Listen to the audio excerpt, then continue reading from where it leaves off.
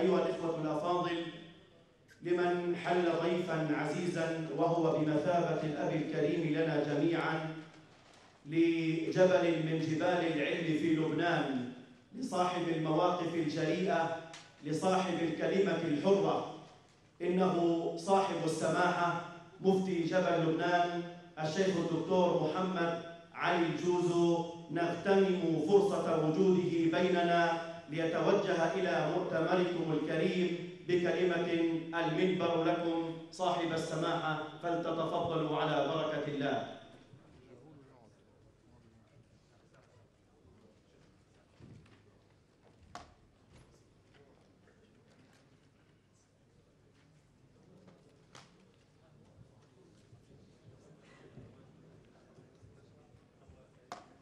السلام عليكم ورحمة الله وبركاته. الحمد لله رب العالمين، والصلاة والسلام على سيد المرسلين وعلى آله وصحبه أجمعين والتابعين له بإحسان إلى يوم الدين. أنا ضيف على هذا المؤتمر،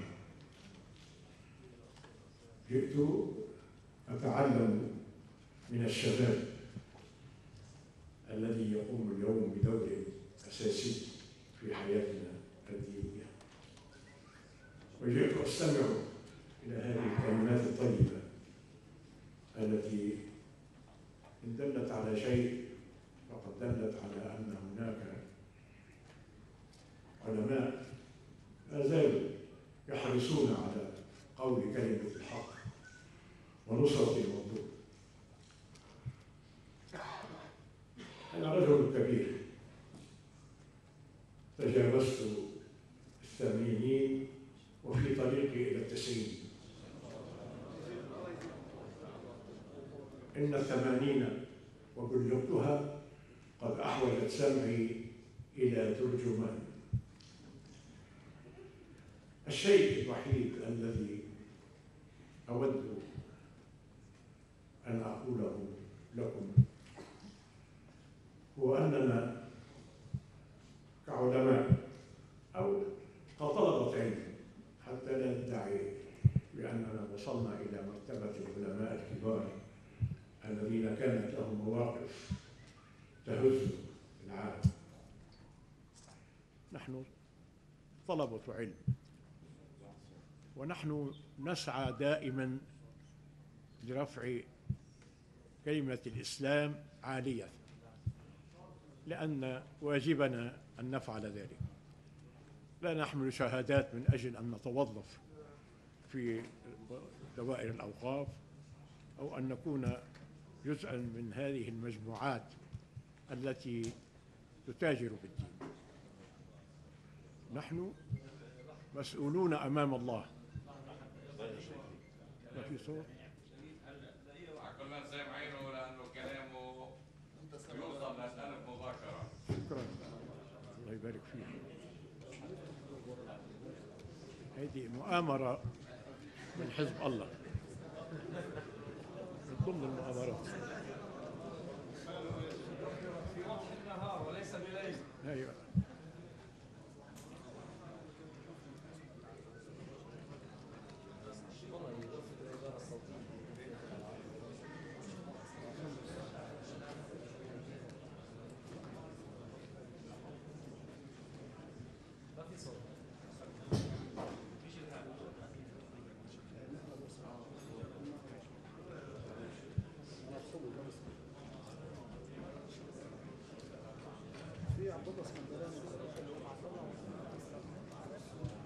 بعرف إذا كان صوتي بيوصل لإخواننا كلهم ولا صعب.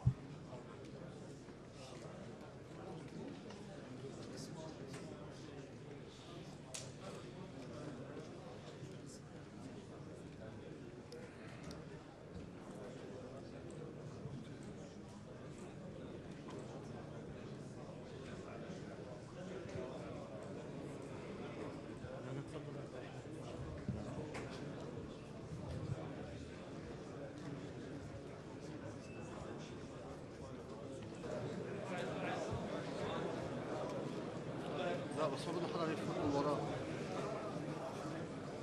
أيها الأحبة، آمنت بشيء واحد في السنوات الطويلة التي عشتها، بأن قول كلمة الحق لا تؤدي إلى الضياع أو إلى الموت أو إلى الاستشهاد، بل تؤدي إلى إيصال الصوت الصادق إلى الناس. آمنت بأن الإخلاص لله والإيمان بالله والعمل في سبيل الله هو الطريق الوحيد الذي يجب أن يؤمن به كل عالم مسلم يحمل هذه العمامة على رأسه. لم أجامل ولم أحاول أن أرائي في ديني، كان ديني دائما أعز علي من أي شيء آخر.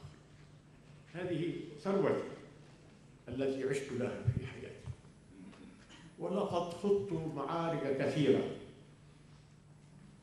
مع رجال المقاومة، وكنت أذهب بنفسي معهم إلى الجنوب لإيصالهم إلى أماكن الطريق إلى فلسطين من أجل أن يقوموا بدورهم في النضال والجهاد.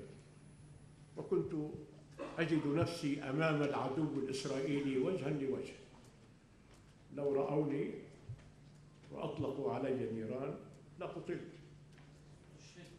ولكن لم يحدث ذلك، وظللت أسير في هذا الدرب دون أن أغير وأن أبدل. الإيمان بالله والصدق مع الله هو الطريق الصحيح لعمل العالم. الدين فوق السياسة،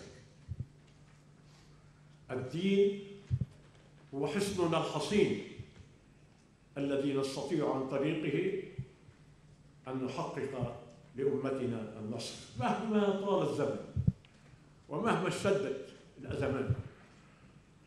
والشاعر يقول: وصرت إذا أصابتني سهام تكسرت النصال على النصال. من أين أبدأ؟ من قضية فلسطين وقبل. رأينا كيف أن المسلمين نسوها إلى حد كبير، من قضيتنا في لبنان ونحن كالأيتام على مأدبة اللئام. نحن نخجل سياسيا أن نقول بأننا أهل سنة. نحن دائما نتحدث في وحدة الصف اللبناني والحرص على الموقف الوطني الجامع، ولا نذكر أبدا كلمة أهل السنة في مجال السياسة على الإطلاق. نحن نجامل على حساب ديننا، أما الآخرون فلا يجاملون. المسيحي يقول: إنني مسيحي وإنني أريد الوصول إلى المجيء برئيس للجمهورية في هذا البلد مسيحي، بل ماروني، وهو لا يخجل بذلك أبدا. والشيعي للأسف الشديد والذي كنا نظنه أخا لنا، ولا أعتقد أن جميع الشيعة سواء في هذا الموقف. يعني سمعنا منذ يومين أو ثلاثة صبحي الطفيلي، الشيخ صبحي الطفيلي قال كلاما جريئا وشجاعا وصادقا، وندد بالمواقف التي يقفها حسن نصر الله، ولم يكن موافقا على هذا الذي يحدث في لبنان من خلاف بين السنة والشيعة، ولم يكن يوافق على الموقف الذي وقفه حزب الله من عرسان وأهل عرسان. قال كلاما يستحق منا التقدير. أنا لا أريد الآن أن أتحدث عن علاقاتي السابقة مع الشيعة. تعرفت على الإمام الخميني كما يقولون في باريس، وتحدثت إليه لمدة ساعة، وتحدثنا عن الخلاف بين السنة والشيعة، وقال لي كلاما ظننته صحيحا، وأنه يريد أن يتخطى هذه القضية. وإذا بنا اليوم أمام المأساة التي نعيشها، مأساة تمزيق الصف الإسلامي، قتل المسلمين، ذبح المسلمين، تدمير الحضارة الإسلامية بأيدي من؟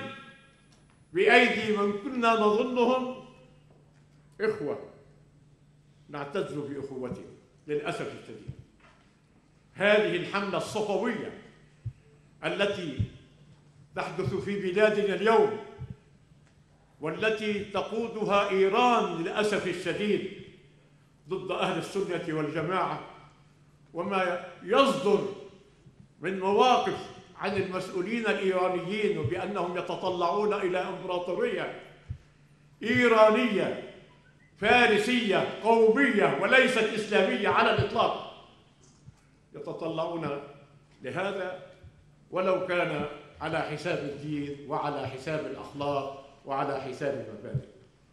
يكفي أنهم يقفون إلى جانب المجرم السفاح القاتل الهمجي المتخلف بشار الأسد.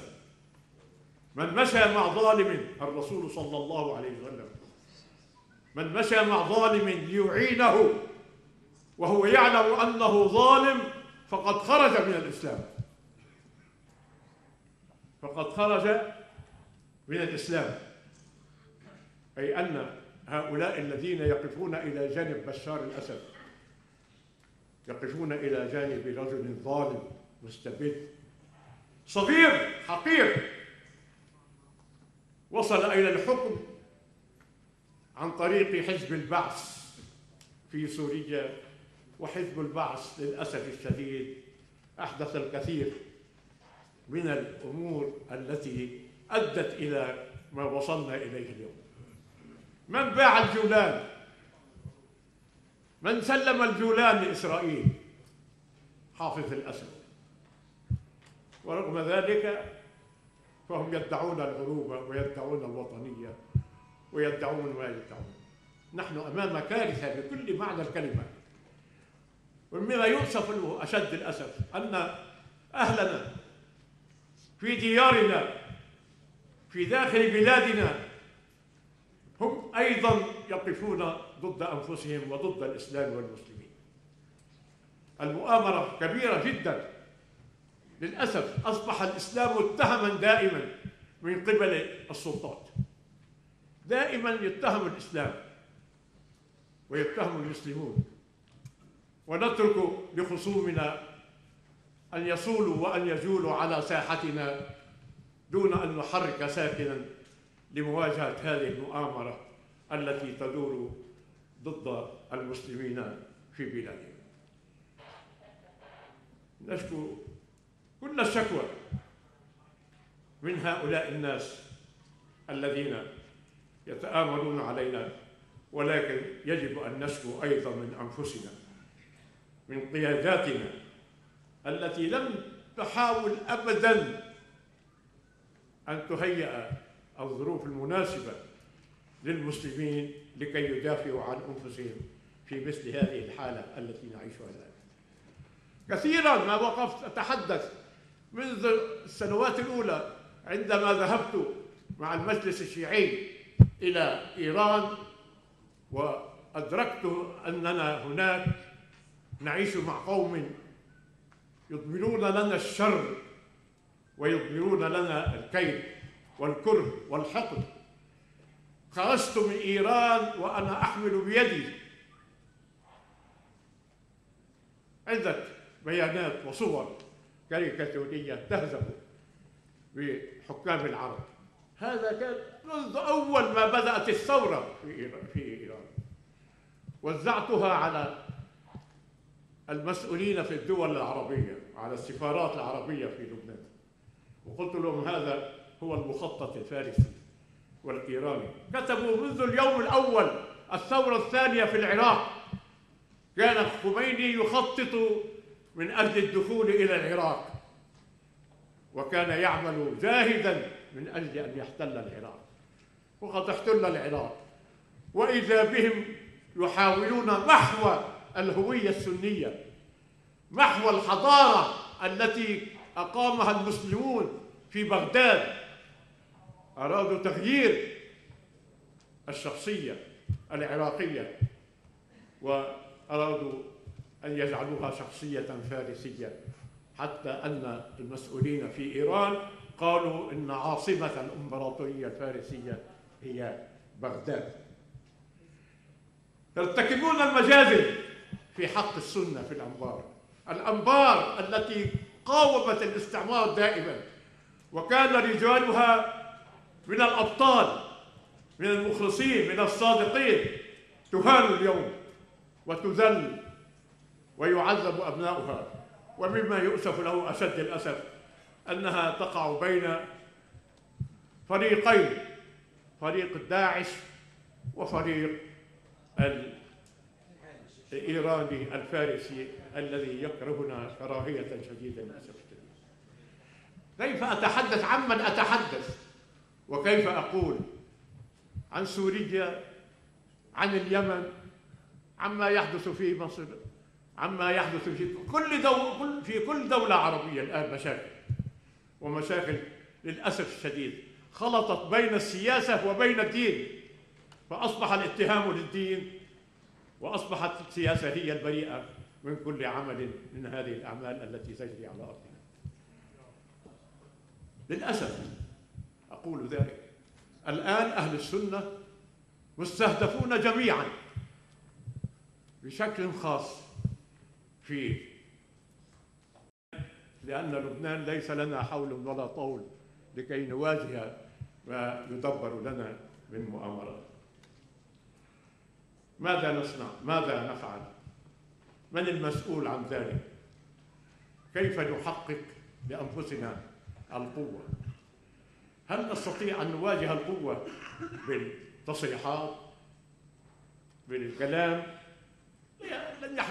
لا يمكن أبداً أن تواجه القوة إلا بالقوة، وللأسف الشديد نحن لا نملك ذلك ولم نحاول أن نفعل ذلك. ولذلك نجد أن الآخرين يتبارون في إهانتنا والتطلع إلى إيذائنا بكل الأشكال وبكل الطرق. يقفون ويخطبون ويهدون أصابعهم وهم يتحدثون وكأنهم يملكون القوة، كل القوة ضد من؟ ضدنا، ضد أهل السنة بالذات. أما أهل السنة فلا يستطيعون أن يحركوا ساكنا للأسف الشديد. الدولة لا تستهدف إلا أهل السنة، لأنها لا تملك أن تستهدف الآخرين، وليس بوسعها أن تستهدف الآخرين. لا تستطيع الدولة أن تصل إلى الجنوب أو إلى الضاحية وأن تعتقل مجرما واحدا من الذين يرتكبون الجرائم ويقتلون الناس، بينما هي تصول وتجول في طرابلس، في عسال، في كل مكان على أرضنا، ونحن ليس أمامنا إلا أن نحتج وأن نرفع الصوت لكي نقول إننا مضطهدون في هذا البلد. هذه مأساة بكل معنى الكلمة، أن أكون مضطهدا من قبل من؟ من قبل من كنا نعتبرهم كما قلت إخوة لنا في الدين، وإذا بهم أعداء ألداء يريدون القضاء علينا بكل الطرق وبكل الوسائل. أبدا، هم يحاربون لصالح إسرائيل وليسوا أعداء لإسرائيل على الإطلاق، يخدمون إسرائيل. إسرائيل لم تدمر سوريا كما دمرتها إيران، إسرائيل لم تدمر لبنان كما دمرته إيران، إسرائيل لم تدمر اليمن كما تدمرها إيران. إيران أشرس وأخطر بكثير من إسرائيل ومما تقوم به إسرائيل. إن الجرائم التي ترتكبها إيران أشرس من الجرائم التي ترتكب من قبل إسرائيل للأسف الشديد. ماذا نفعل؟ هل نظل هكذا؟ وصرت إذا أصابتني سهام كما قلت تكسرت النضال، السهام على السهام أو النبال على النبال. أقول للأسف الشديد نحن في حاجة ماسة لأن نغير من أسلوبنا، وألا نكون دائما من المستضعفين في الأرض. أن نعمل على توحيد الصف الإسلامي بالمعنى الصحيح، أن نوحد الكلمة. هذه العمائم التي هي تيجان العرب كما يقولون، العمائم تيجان العرب، يجب أن يكون لها موقف موحد لمواجهة الظلم الذي نعانيه. للأسف الشديد لا نستطيع أبدا أن نعيش مع الظلم وأن نستكين له، ورغم ذلك فنحن نتحدث عنه ولا نفعل شيئا. كنت أتمنى أن أجد نفسي اليوم أقول كلاما غير هذا الكلام، وأنا أتحدث حديثا آخر غير هذا الحديث، ولكنني لا أستطيع أن أنام وأنا أرى أمامي على الشاشة هذه الفظائع التي ترتكب في حق النساء والأطفال المسلمين في حلب وفي حماه وفي حمص. ومن الذي يقوم بها؟ يقوم بها أناس دخلاء على هذا الدين، لم يكونوا يوما أبدا من الأيام من المؤمنين الصادقين. الله عز وجل أرسل رسولا واحدا ورسالة واحدة: إن الدين عند الله الإسلام. لم يقل أبدا أن الدين عند الله هو الحسين. الحسين حبيبنا جميعا، ونحن نعتز به ونعتز بآل البيت، ولكن الحسين لم يكن مجرما، لم يكن قاتلا، لم يكن حاقدا، لم يحمل السيف أبدا ليقتل المسلمين، ولم يحاول أن يهين المسلمين في ديارهم على الإطلاق. الحسين أكبر بكثير من هذا. إنهم لا يتجهون إلى الله ولا يقولون يا الله، بل يقولون يا حسين للأسف الشديد. صاروا يقولوا يا أوباما هلا يا شيخ. هلا يمكن ذكروها بالآخر. هلا صاروا يقولوا يا أوباما. يا أوباما، نعم. الشيء الذي نريده أوباما أيضا. أمريكا هي التي مكنت إيران من أن تحقق ما تحققه الآن: دخول بوش إلى العراق وضرب العراق وضرب الجيش العراقي وإعدام صدام حسين. كان هو الوسيلة لكي تقوم إيران بما تقوم به للأسف الشديد. إيران قبل صدام حسين لم تستطع أبدا أن تحقق شيئا على أرض العراق، ولكنهم تآمروا مع أمريكا وكانوا عملاء لأمريكا، وما يزالون عملاء لأمريكا ولإسرائيل للأسف الشديد. نحن أمام حالة لا نحسد عليها. واجبنا كعلماء أن نطلق الصيحة عاليا، أن نرسل برسالة إلى جميع الحكام العرب، إلى جميع الحكام من أهل السنة والجماعة، أن أوقفوا هذه المجازر التي تحدث على أرضنا، وثوبوا إلى رشدكم، وأصلحوا الأحوال بينكم وبين شعوبكم.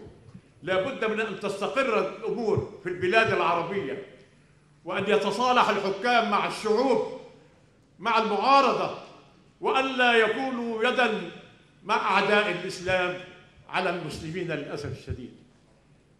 لا نريد منهم أبدا إلا أن يتقوا الله عز وجل في بلادهم، في شعوبهم، في أهلهم، في مستقبلهم. الخطر كبير على جميع الدول العربية إذا لم يعد هؤلاء الحكام إلى الله عز وجل ويذكروا بأننا نحن في خطر شديد أمام هذه المحنة التي نعيشها الآن. لذلك علينا، وأرجو أن يحدث هذا من إخواننا، أن نوجه نداء إلى جميع الحكام، أن نكتب لهؤلاء الحكام أن أوقفوا الدماء، أوقفوا القتل، أوقفوا الظلم، حتى تستقر الأمور في هذه البلاد العربية، وأن يتوحد العرب في مواجهة أعداء العرب وأعداء المسلمين، وأن تجتمع كلمة أهل السنة جميعا ليس فقط بين العرب بل أيضا مع تركيا، مع باكستان، مع كل الدول الإسلامية السنية. يجب أن يتوحد الصف من أجل أن نواجه هذا الخطر الذي هو أشد خطرا علينا من إسرائيل للأسف الشديد. ولن نستطيع أن نحرر فلسطين إلا إذا حررنا بلادنا أولا وحررنا قرارنا أولا، لأن أكثر القرارات للأسف الشديد ليست بيدنا كما نعلم. هذه كلمات أقولها وأنا كما قلت حزين، أتألم، أحس بأن العالم الإسلامي يغرق، وبأن أمتنا تضيع، وأننا أعداء أنفسنا أكثر مما كان يفعل أعداؤنا للأسف الشديد. أيها الإخوة، أيها الأحبة، أيها الأبناء، علينا أن نقدم الدين على السياسة، وأن نقدم الدين على أي ظاهرة من الظواهر الأخرى التي تنتشر بيننا. نحن طبعا حريصون على لبنان، وحريصون على أن نحمي لبنان وأن نكون يدا واحدة مع غيرنا، ولكن في نفس الوقت على الآخرين أن يحرصوا علينا كما نحرص عليهم، وأن يعاملونا معاملة طيبة. سمعت كلام أخي الشيخ أحمد بالنسبة للمحكمة العسكرية، ولقد طالبت بحل المحكمة العسكرية وإلغائها منذ زمن بعيد، لأنها محكمة الظلم. القضاء فاسد للأسف الشديد، للأسف الشديد لا يحكم بما يرضي الله، ليس عندنا فقط بل القضاء في جميع البلاد العربية للأسف، أكثر البلاد العربية القضاء فاسد. والمولى عز وجل يقول: إن الله يأمركم أن تؤدوا الأمانات إلى أهلها وإذا حكمتم بين الناس أن تحكموا بالعدل. أين العدل؟ الظلم هو المستشري، ونحن للأسف الشديد لا نستطيع أن نواجه هذا الظلم، لأننا لا نريد أن نفسد العلاقة مع الآخرين. أيها الإخوة، أيها الأحبة، أتمنى لكم التوفيق، وأتمنى لكل واحد منكم أن يكون صوت الحق في هذا البلد، وأن يعلي كلمة الحق، وأن يقدم مصالح المسلمين على أي مصلحة أخرى، وأن لا يظل خاضعاً للسياسة والسياسيين. والسلام عليكم ورحمة الله.